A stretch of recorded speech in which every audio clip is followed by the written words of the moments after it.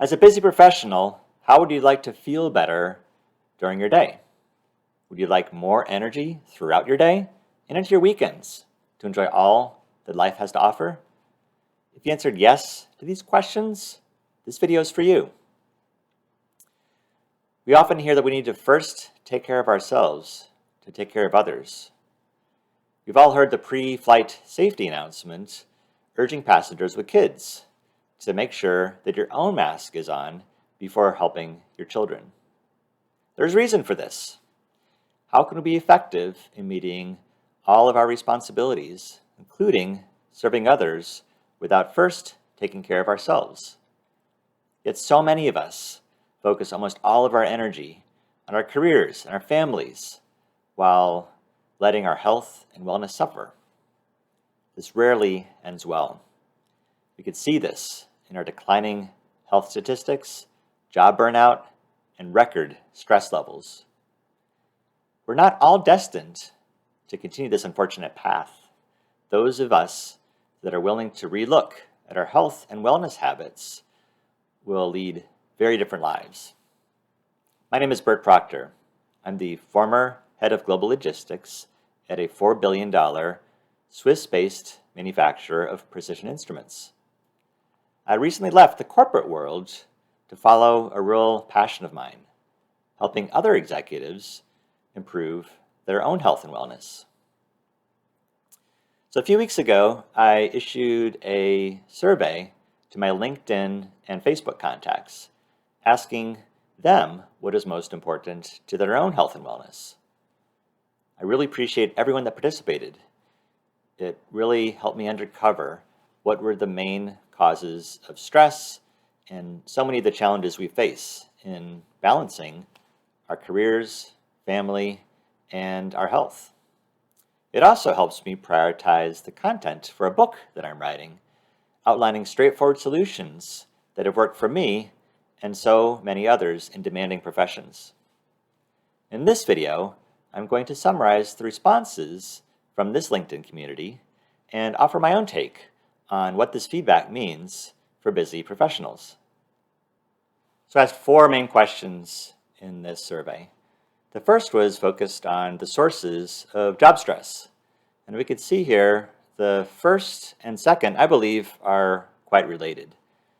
When we have too many deliverables, we're probably putting in additional hours, whether they be in the office or from home.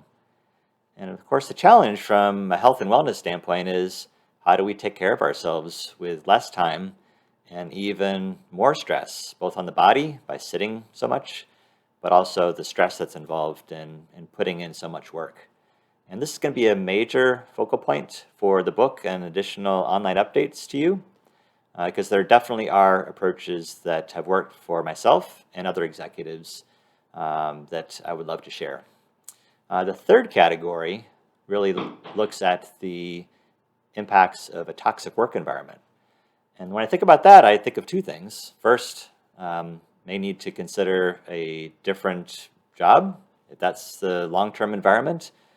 But my experience is, more often than not, the sources of that toxic work environment eventually move out or get moved out. But in the meantime, we're having to deal with that, right? So that is usually a big stressor. I've experienced that before. And the best way of managing that, in my opinion, has been getting out, walking, exercise, but also eating well. These are all things that contribute to dealing better with stress. And this will be a big focus for us as well. Question 2 asked, what were the top motivators to improving our health and wellness? Clearly, feeling better came in at number 1. And no surprise, who doesn't want to feel better?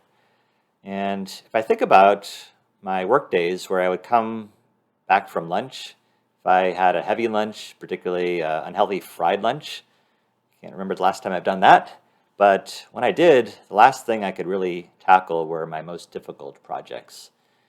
In contrast, when I came back from, say, a lunch workout and a healthy lunch, I was coming back with an open mind.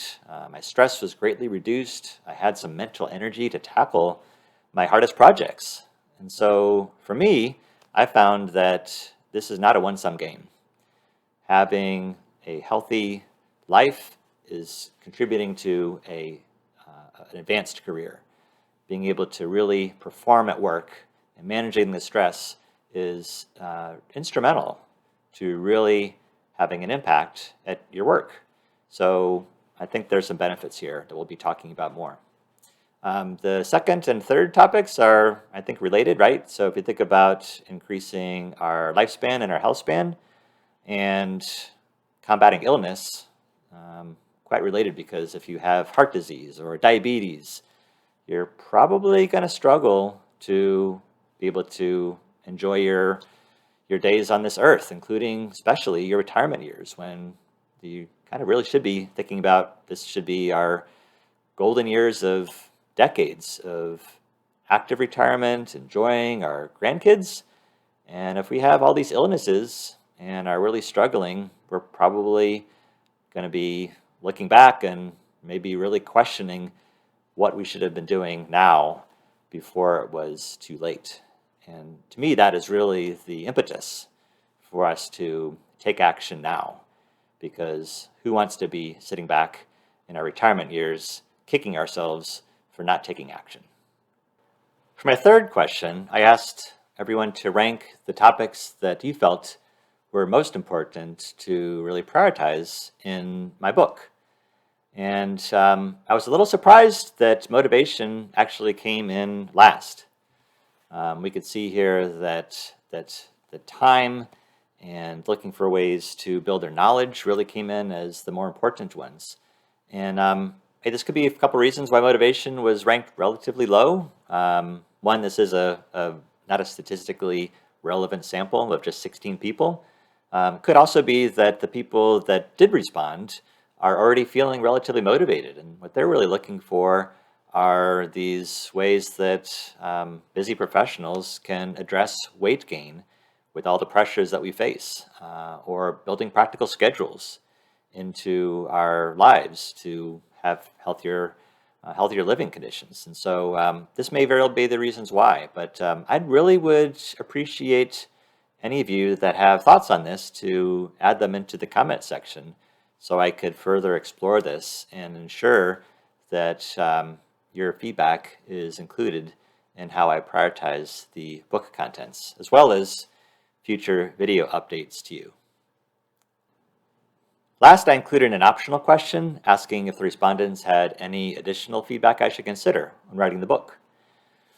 Emphasis on stress management, as well as meditation, were referenced. Perhaps a linkage there. I know I've found that meditation really helps not just give me additional focus, but reframe my mind and manage stress better. Also received several comments about how people that have taken an active focus on improving their health and their general wellness have, in some respects, turned their lives around. They said that they've really noticed the difference and are excited that this is something that I'm embarking on. And that was probably the last comment. I did receive quite a few supportive comments on this next steps for me of writing a book and being an online coach. All very much appreciated. The book that I'm writing will cover all of the points covered in the survey. I'm also going to be sharing the lessons that I have learned over the past 3 decades to maintain healthy eating, exercise, and general wellness. And this hasn't always been easy for me. I understand the stresses and realities of an intense career, along with attempting to balance a family and my own personal goals. I also am happy to announce that I just started an online certificate program at Cornell University. This 6-month program is focused specifically on nutrition and healthy living. And I believe that this information that I'm going to be gaining over the next half year will be instrumental not only for my book contents, but also for some of these online updates. You are a great sample of my potential future readers, as well as my online audience. If you have any thoughts on what I shared today, or anything else that you believe that I should consider in this book or these types of online updates, please add them to the comment section. Adding a like to this video post will also help me expand my messaging to other professionals with similar interests in health and wellness. Last, if you'd like to be included in my mailing list for exclusive communication and special offers, please send me a quick note to executivehealthhabits@gmail.com. You can expect regular updates from me over the coming months. I do appreciate your interest, and until next time, be well.